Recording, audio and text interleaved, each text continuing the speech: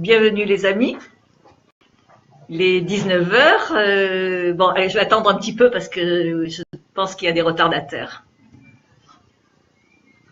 On attend quelques minutes et quand vous êtes là, je démarre.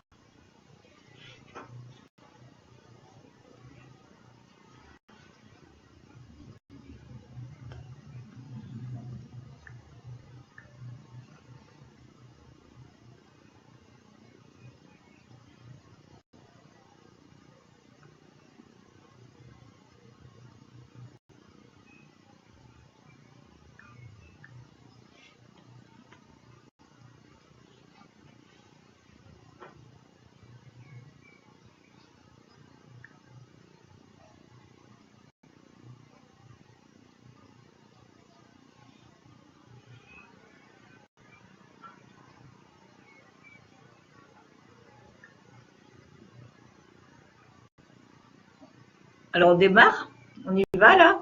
Vous êtes là?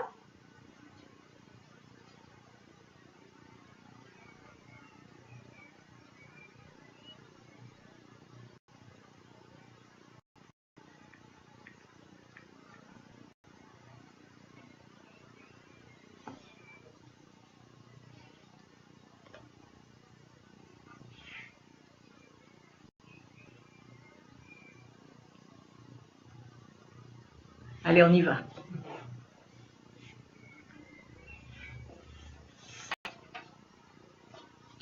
Bienvenue à tous, merci d'être là pour ce deuxième Facebook Live. Alors j'en profite pour vous dire que je vais essayer de m'en tenir à un rendez-vous par mois. On fera ça le 3e vendredi du mois à 19 heures si ça vous convient. Donc vous pouvez m'envoyer des petits textos, là, des petits messages pour me dire si c'est bon comme horaire. Donc a priori, donc je vous donne rendez-vous tous les vendredis du mois, tous les 3e vendredis du mois à 19 heures. Donc aujourd'hui, on va aborder un nouveau thème. Je vais vous rappeler brièvement le rendez-vous que nous avons eu le mois d'avant. Donc le mois d'avant, je vous ai raconté brièvement mon histoire et la nécessité que j'ai eue d'écrire ma vie dans un livre, La poupée d'Archimède. Donc ce livre que j'ai crié, où j'ai crié ma douleur en fait, fait partie d'une trilogie, la trilogie d'une renaissance. Et donc je vous ai raconté un petit peu pourquoi j'ai eu besoin d'écrire. Et si vous n'avez pas assisté à ce rendez-vous, je vous rappelle que vous pouvez retrouver la vidéo sur mon site internet. Donc mon site c'est isabellesesional.com. Donc je vais essayer de mettre régulièrement toutes les vidéos que nous allons faire pendant ces rendez-vous. Donc ce premier livre, La poupée d'Archimède, m'a permis de libérer la parole et m'a donc amené à l'engagement que j'ai avec tous aujourd'hui, donc de libérer la parole et de partager mon expérience. J'ai écrit ce livre et j'ai pris la décision de le publier en mon nom. C'est de ça dont je voudrais parler aujourd'hui. J'ai osé faire la lumière. Et pour illustrer donc ce rendez-vous, j'ai choisi une phrase de Simone de Beauvoir, de La force de l'âge. Donc je vous la lis. Si un individu s'expose avec sincérité, tout le monde, plus ou moins, se trouve mis en jeu. Impossible de faire la lumière sur sa vie sans éclairer ici ou là celle des autres. C'est ce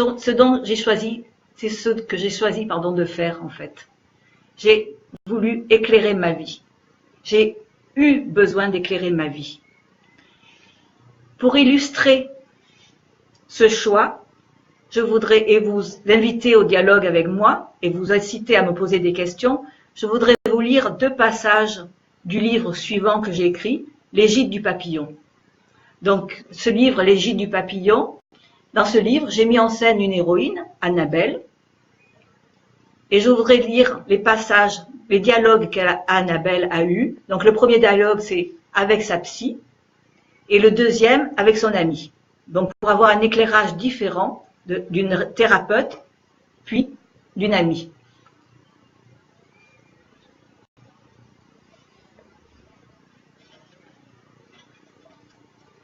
Alors, permettez, je prends mon livre, hein, et donc voilà, j'ai sélectionné donc la page 132, donc le dialogue avec la thérapeute Fabienne. Fabienne, je n'y arrive pas. Je ne veux pas les voir ainsi. Je ne veux pas les trahir, crie Annabelle, le visage torturé. Ce n'est pas les trahir, Annabelle, que de dire la vérité.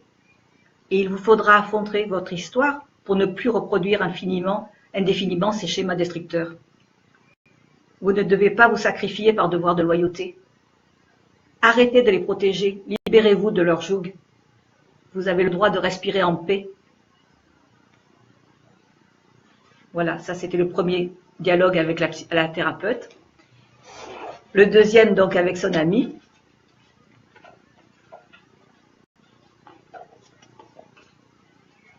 Permettez 2 secondes, je prends mon livre.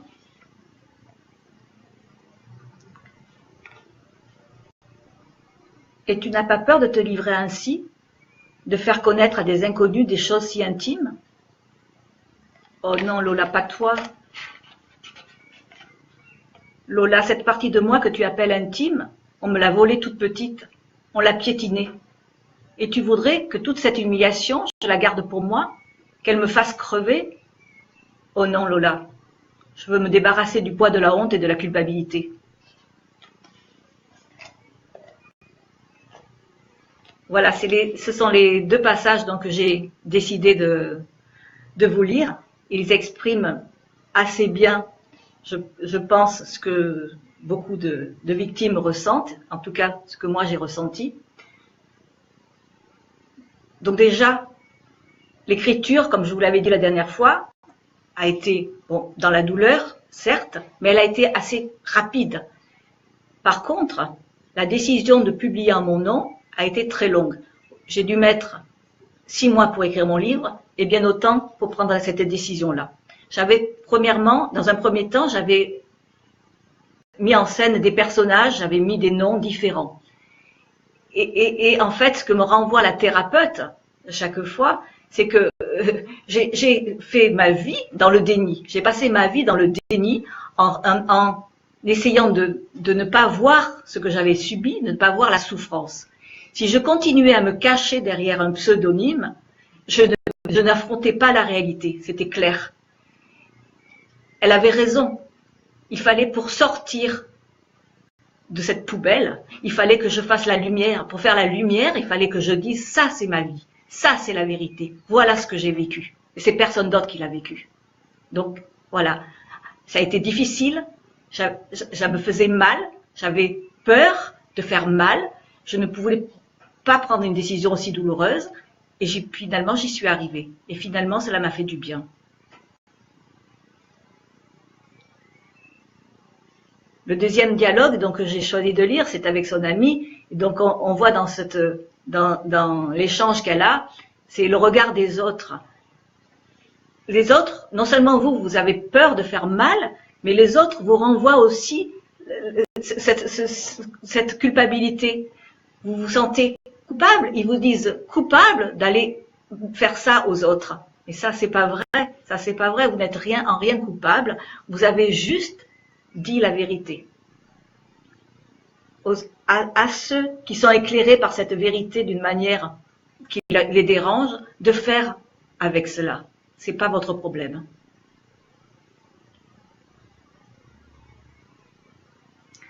L'autre point que soulève Lola lorsqu'elle parle à son amie, Annabelle, c'est le point de l'intimité. Comme si c'était intime de raconter ces choses-là. Ça n'a rien d'intime. Lorsque quelqu'un on a arraché un bras à quelqu'un, personne ne lui dirait « mais comment tu oses t'exhiber ainsi ?» Bien sûr que non. Eh bien, c'est ce qui nous est arrivé. On nous a fait du mal et on ose le dire, c'est tout. Eh bien, en rien, c'est intime.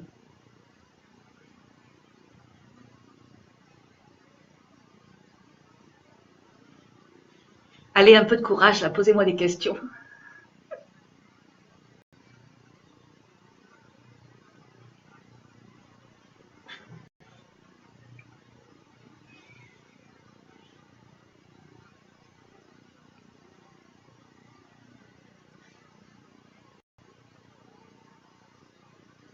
Vous êtes muet, hein? C'est incroyable.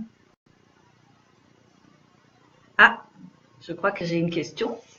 Attendez, j'arrive pas à lire, moi.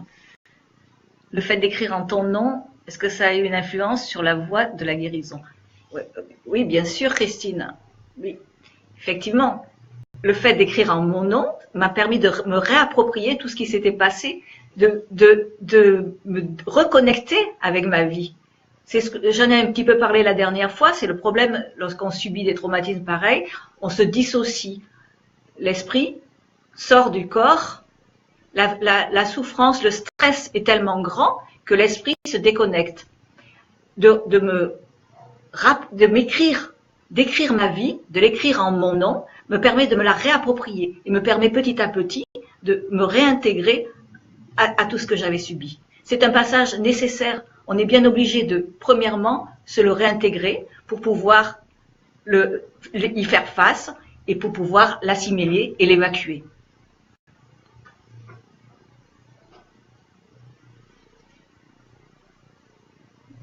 Je pense que j'ai répondu, Christine, hein, à ta question.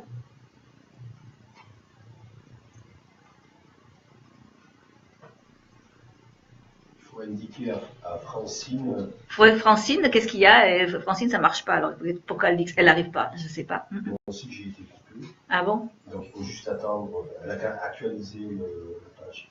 Mais il faut lui taper dessus, il faut l'écrire.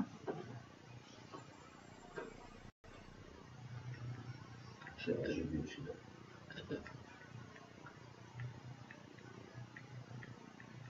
Je marque qu'il y a un petit bug.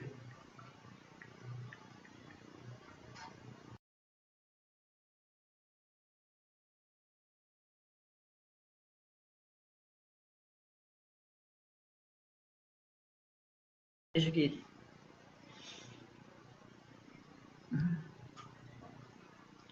Bonsoir, Ayette. Ayette, vous êtes connecté? Oui, c'est un coucou.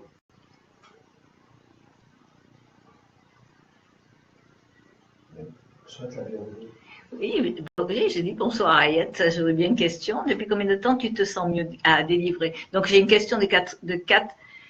Depuis combien de temps je me sens mieux? Bon, alors c'est pas du jour au lendemain, hein, bien sûr. Disons que c'est successif. Chaque fois, on a l'impression de franchir une étape nouvelle. Et d'ailleurs, je peux vous dire que je suis plus du tout au même point que lorsque j'ai écrit mon livre L'égide du papillon. Dans l'égide du papillon, il y a encore de la colère. Annabelle a encore de la colère. Moi, j'ai dépassé ce stade aujourd'hui. Donc, en fait, c'est vraiment des étapes successives. On a la honte, on a la culpabilité. Ça, c'est les premières étapes. On se débarrasse de tout ça. Mais il reste la colère. Et la colère, je peux vous dire, c'est 50 ans de colère en soi, c'est difficile de la faire partir.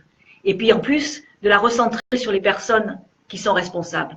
Donc, il y a ce passage-là qui a été aussi nécessaire. Donc, disons, 2 années pour se libérer de la culpabilité, de la honte. 2 années peut-être, oui. Et puis ensuite, arriver à recadrer sa colère sur les personnes responsables, ça met très très longtemps. C'est incroyable parce que comme on vit dans le déni, on ne voit pas les responsables. Cette colère, on la verse sur les autres. C'est inévitable. Donc après, c'est donc ce travail-là de recadrer la colère pour voir qui sont les responsables. Je pense que quand même, il m'a fallu bien 4-5 ans pour ce travail-là. Et puis, après ces 2 étapes-là, il est nécessaire de se détacher totalement des personnes toxiques. Donc, il y a un détachement total. Aujourd'hui, pour moi, il n'existe plus. Mais vraiment, voilà, c'est comme ça. Donc c'est l'indifférence. Après la colère, c'est l'indifférence. Voilà. Et puis, bon, peut-être qu'un jour, tout ça, ça sera encore une étape oubliée. On verra. Je pense que le processus est long et que je suis encore en train d'améliorer tout ça. Alors aujourd'hui, je suis dans un processus de partage avec vous et je pense qu'il fait partie aussi des étapes à franchir. Bon, je vois que vous avez des problèmes de connexion, c'est dommage. Hein, oui, certains me disent que la conversation est difficile. Bon, après, on le remettra de toute façon, on le mettra sur le site ou sur Facebook. Et peut-être que s'il y a des moments trop longs, on les enlèvera. Alors, qu'est-ce que me demande Maryse? L'écriture vous a aidé à délivrer? Oui, oui, oui, bien sûr, Maryse. L'écriture donc m'a permis, ce que j'avais un petit peu expliqué la dernière fois, de mettre les mots sur les mots. Hein. Donc, en mettant les mots, j'ai pu faire j'ai pu comprendre la gravité de ce que j'avais subi. Donc, c'est vraiment, l'écriture, c'est la première étape nécessaire parce que je n'étais pas capable de parler. Hein. Bon, les gens n'ont pas besoin d'écrire. Hein. Moi, c'était le seul moyen que j'ai trouvé pour mettre les mots hein, sur ce qui m'était arrivé. Je pense que bon, le déni, moi, 50 ans de déni, c'est rare. Hein. Donc, effectivement, 50 ans de déni, j'arrivais pas à m'en sortir.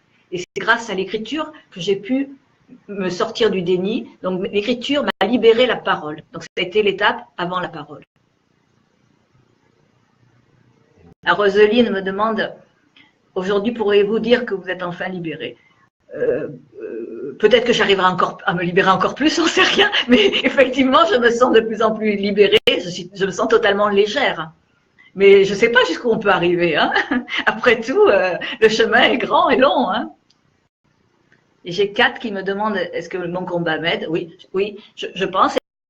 C'est aussi, donc il y a eu l'écriture qui libère la parole. La parole m'a permis de sortir de la colère. Et maintenant, le partage, la générosité, eh ben, je pense, me fait aussi gagner peut-être en légèreté. Voilà, c'est ça, je pense. Je suis en train de regarder, il y a des études justement sur la générosité je suis en train de lire des études sur l'impact des traumatismes dans l'enfance sur le cerveau, sur les gènes, etc. Et donc, la manière aussi justement de renverser ce grave traumatisme, c'est par la générosité. Donc, je pense que mon combat, qui j'espère est généreux, m'aidera aussi. Voilà.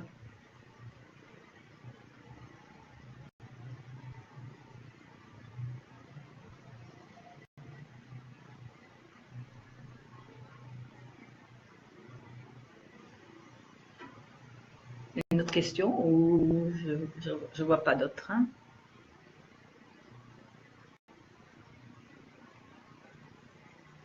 Ah oui, j'ai une question de Olivia. Oui, j'avais pas vu, pardon, Olivia.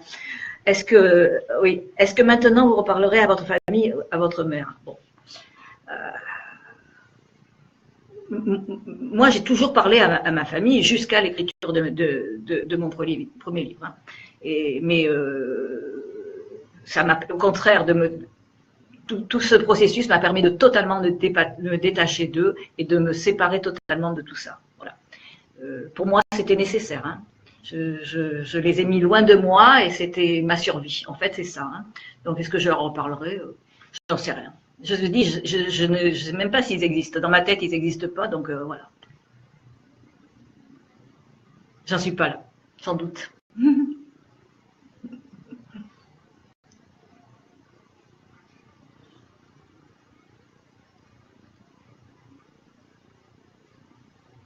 Je regarde si j'ai loupé d'autres questions.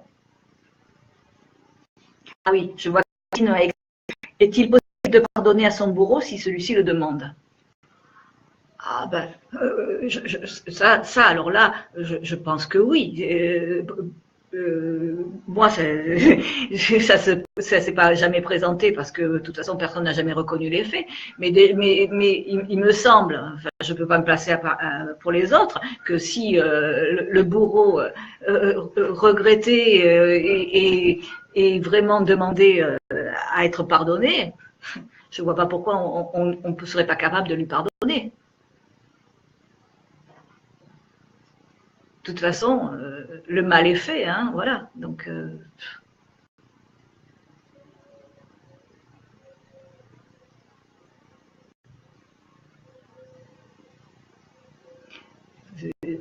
simplement,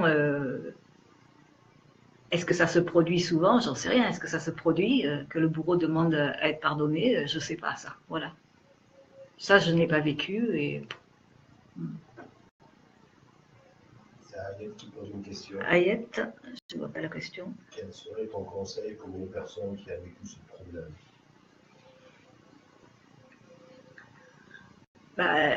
Ayette, je dis toujours pareil, parler. Donc, il faut absolument parler de ce qu'on a vécu. Il faut le sortir de soi. Il ne faut pas le garder en soi. Voilà. Donc, se rapprocher soit d'un thérapeute, soit d'associations, soit de groupes de parole. Il y a aujourd'hui des tas de possibilités pour pouvoir parler. Hein. Les gens ont évolué, heureusement, même si c'est très lent. Malgré tout, aujourd'hui, la parole est libérée. Donc, parlez-en.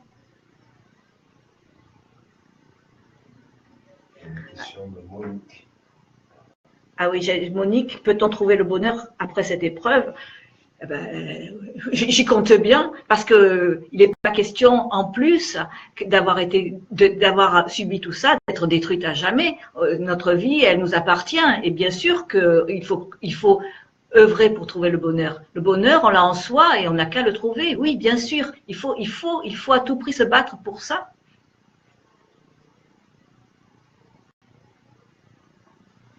J'ai vu aussi Maryse qui disait c'est super de vous sentir aussi détaché de votre famille. Ben oui, voilà. Je pense que la sortie de mon premier livre m'avait déjà aidé. Le fait qu'ils me fassent tous un procès m'a complètement guéri, complètement. J'étais obligée de voir vraiment la vérité en face, voilà.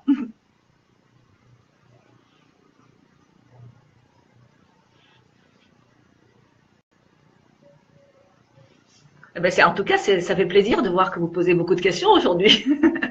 Très bien. Ah oui, j'ai Liliane qui me demande, peux-tu pardonner à celui qui a brisé ta vie? Je suis dans un état où pour l'instant il n'existe pas. Voilà. Donc pour moi, c'est vraiment... si vous ne prêtez pas existence à quelqu'un, il n'est pas question de savoir si vous lui pardonnez ou lui pardonnez pas. Pour moi, c'est vraiment théorique. Cette question-là, elle n'a aucun sens. Ça m'importe peu, en fait. Ouais.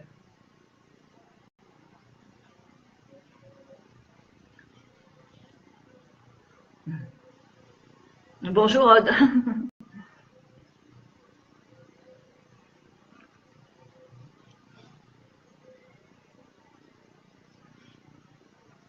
Alors, qu'est-ce qu'elle me dit, Olivia? Attends, je n'arrive pas à lire, Olivia. Pourtant, vous avez l'air... Quelqu'un très à l'aise. Qu'est-ce que... J'arrive plus à... Ah oui. Très à l'aise. Quand on vous côtoie, pas du tout renfermé. Ah oui. Oui, Olivia, mais je suis pas renfermée. Hein. J'ai jamais été renfermée, ça c'est vrai. Mais par contre, j'ai jamais compris, enfin, la gravité de ce qui m'est arrivé. J'étais dans le déni de ce qui m'est arrivé et j'ai vécu comme si rien ne s'était produit. Voilà. Oui, ça c'est clair. Mais après, l'impact sur moi, il était indéniable. Et bon, j'en parle, vous l'avez lu, Olivia, vous avez lu mon livre, dans la poupée d'Archimède. Je parle de l'impact sur ma vie, c'est-à-dire dans les relations avec les autres, les gens que j'ai choisis, que j'ai rencontrés, les colères que j'avais en moi, l'agressivité. Oui, je ne pouvais pas l'enlever de ma vie, tout ça. Hein, le fait d'avoir gardé ça en moi, bien sûr, a modifié mon existence. Alors Lydia me dit le pardon est primordial pour soi-même. Le pardon de quoi? Le pardon de qui? Voilà. Le pardon, pour pardonner quelque chose, il faut qu'en face, vous ayez des gens qui reconnaissent avoir fait quelque chose. Hein. Donc, pour moi, ce n'est pas le cas, et donc je ne vois pas qu'est-ce que je pourrais pardonner. la solution que j'ai adoptée, c'est il n'existe pas. Point. C'est tout. Monique, hein, non, non, je vous dis, je sais pas ce qu'ils ont dans leur tête. De toute façon, dans la tête du bourreau, c'est pas si évident hein, de se passer à leur place. Hein. Je ne sais pas. S'ils sont dans le déni aussi, j'en sais rien. Pourquoi Kat, il y en a qui disent que ça marche pas. Hein. Il faut qu'elle actualise. Ah oui. Bug à Kat, marque-le. Ah, c'est gentil. Voilà, oui, oui Lydia, c'est ça. Il faut mettre de côté tout ça. On les met tous de côté et on continue sa vie et on œuvre pour avoir le bonheur, pour y avoir droit. Voilà. On y arrive, ça marche, hein, je vous le dis. En tout cas, merci Maryse.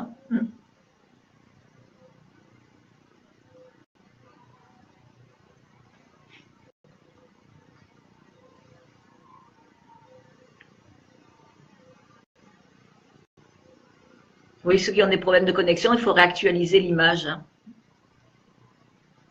La page. Merci Roselyne. Bon, je réponds pas trop personnellement. Hein. Les questions trop personnellement, je peux pas parce que les procès, merci. Hein. Voilà.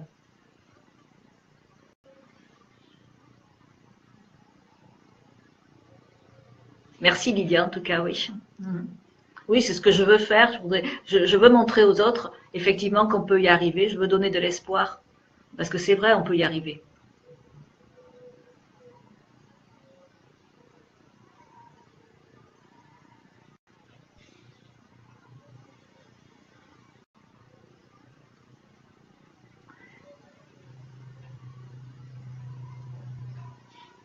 Voilà, oui, c'est ça, Ayette, c'est bien. Oui, effectivement.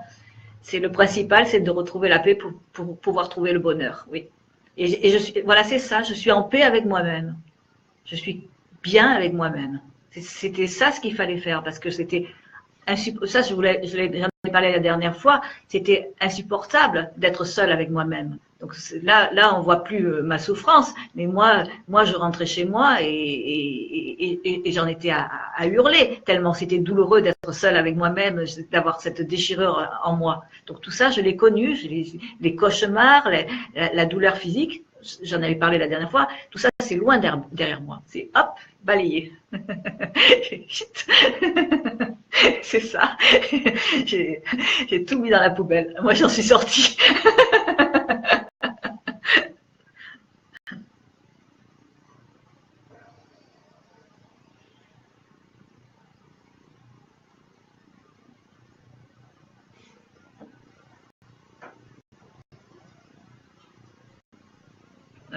Il y en a qui disent que ça bug, Olivia. Il faut lui dire à Olivia aussi, réactualiser.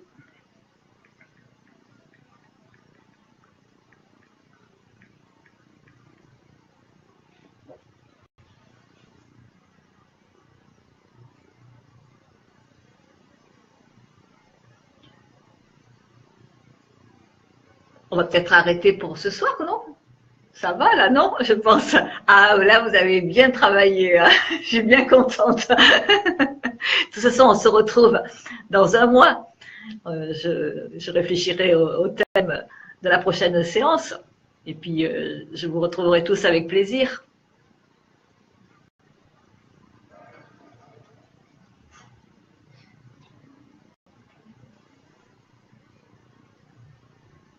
Voilà, voilà Maryse. Elle a le mot de la fin, Maryse.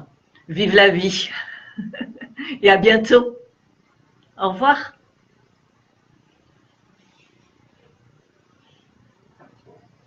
Comment j'éteins moi? Ah, il y a Ayette qui me demande si j'ai continué à écrire. Oui, Ayette, oui. J'ai repris l'écriture. Ça y est, je suis dans un nouveau roman. Mais il faut me laisser le temps parce que c'est du plaisir. Alors, je veux pas que ça aille trop vite. Ça, c'est un grand plaisir, l'écriture. Voilà. Donc, j'ai attaqué un 4e livre, effectivement.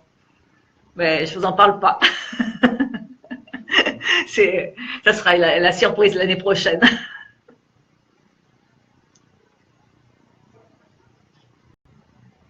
Voilà. On arrête? Allez, je vous quitte. Je vous dis au revoir. Bye bye. Ah, je voudrais rappeler le mouvement du ruban vert. Le mouvement du ruban vert pomme. Hein? Tous contre la prescription. À bientôt. Contre l'imprescription. Non. Non. Non, stop. Stop à la prescription. Comment j'éteins, moi? Terminé. Voilà.